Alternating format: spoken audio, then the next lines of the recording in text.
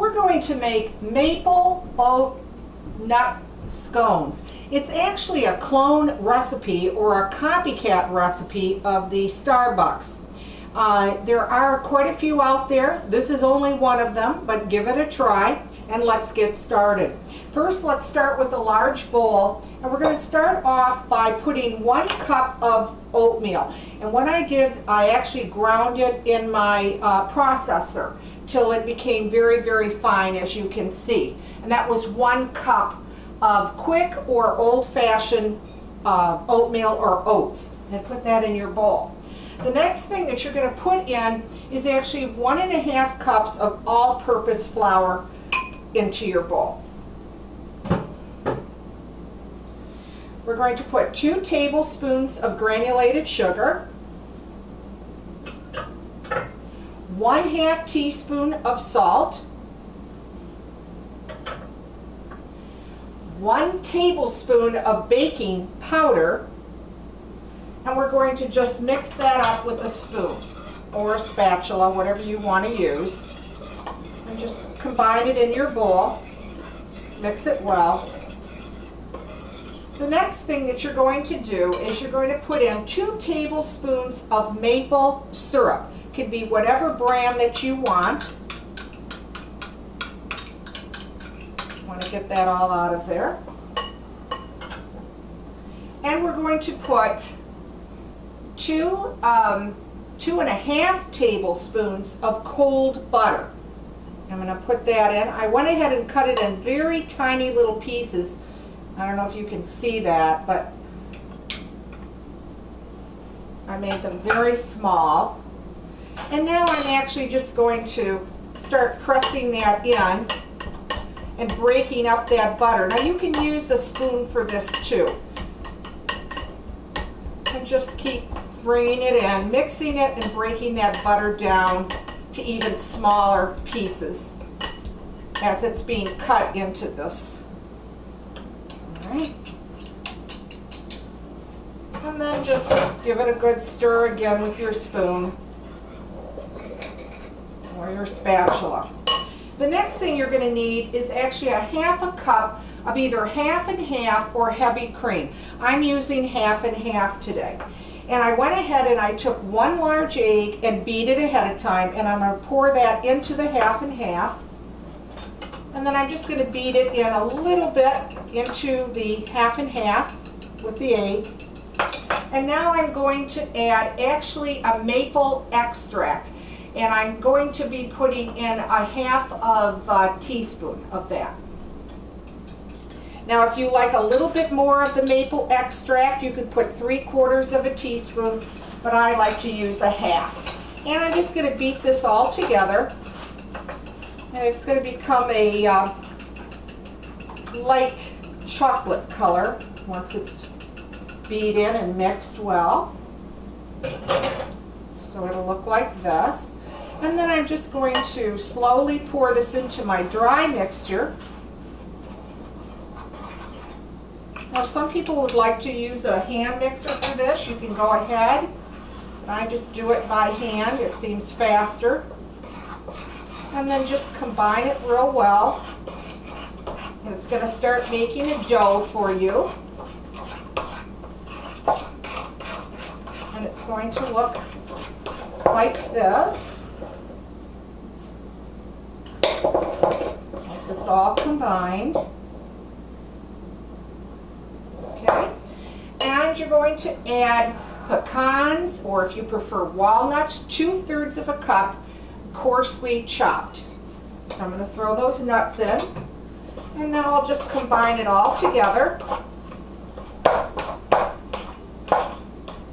It's a bit heavy, so you're going to use your arm if you're doing this by hand. And now we have combined the nuts to the dough. And just put a little flour on your board or countertop. And you're going to just put this out onto your board. Bring that all out.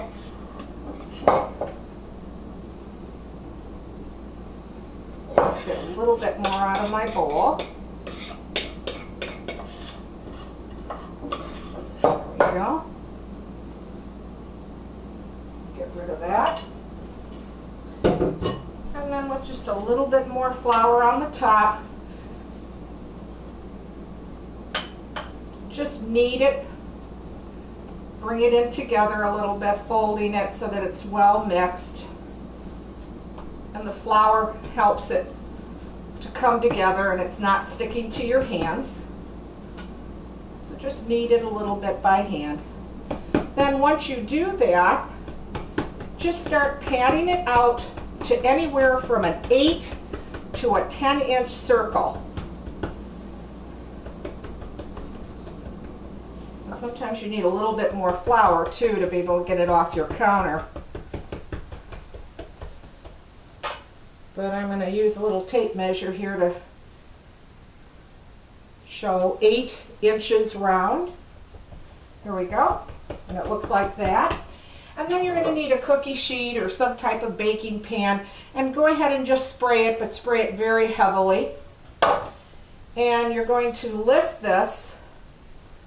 I needed just a little bit more flour, so I'm going to kind of reverse that and lay it out one more time because I really didn't have enough flour on the board. But it only takes a second. Again, pat it out as evenly as possible to anywhere from an 8 to a 10-inch round. And then just pick it up, put it on your board. You can rearrange it, round it off a little bit more. Now you're going to bake this at 425 degrees, and you're going to bake it anywhere from 13 to 15 minutes. Now once you do that, just take a sharp knife and you're going to, of course, cut it into half, cut it again, and then cut it once again, because you're going to get 8 scones out of this. So you just simply cut them, and I'll show you what that looks like. And it's going to look like that once it goes in the oven at 425. Start checking it at about 10 minutes because everybody's oven does set up differently. Now I went ahead and made it ahead of time, and this is exactly how it comes out. It's been cooled on a cooling rack, and this is without any type of topping or frosting or icing. So I'm going to quickly show you how to make the icing for that. I'm just going to get this out of the way. And you're going to start off with actually 1.5 cups of powdered sugar in a small bowl. You're going to put in 1/2 teaspoon of maple extract into that. And then you're going to use anywhere up to 5 tablespoons of cold water. I actually just start off with a couple because I don't want it too watery. So just put a little at a time, but you can put up to about 5 teaspoons of that. And then just combine this till it makes your glaze or your icing. I'm going to use all of the 5 teaspoons of water. And again, it's going to turn a tan color, so it'll look like maple. Now, if you want to put in a little bit more water, you can do that also. And it looks like this one needs just a tiny bit more of water. So I'm going to try an extra 1/2 teaspoon of water here.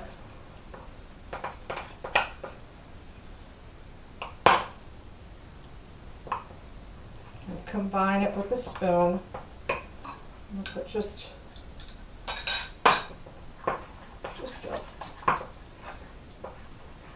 I put in about 6 teaspoons so far, and just combine it with the spoon till all the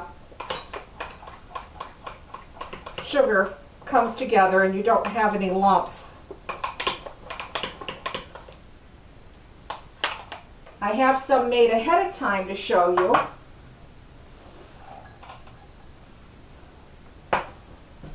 And it will look like this.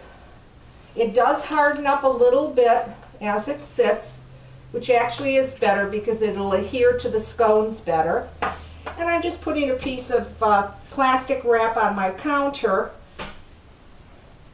And then I'm actually just going to start spooning on the glaze. Now you could use a knife if you want. All over the top here of them. Let it drip down to the sides. Now you really want to do this, of course, once the scones have cooled on your cooling rack.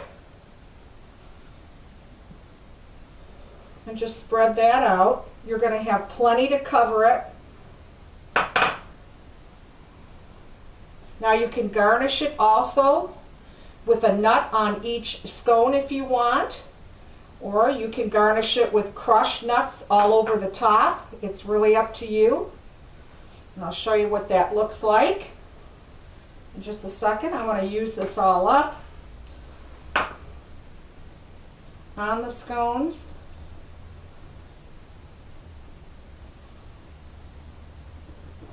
And we just have a little bit more here. And this will set up within about 5 minutes so that you can handle it and serve it easier. Whoops.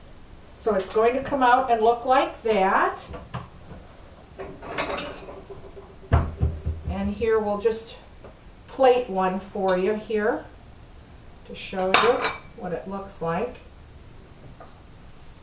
And there you have it. You have a clone recipe of Starbucks maple oat nut scones.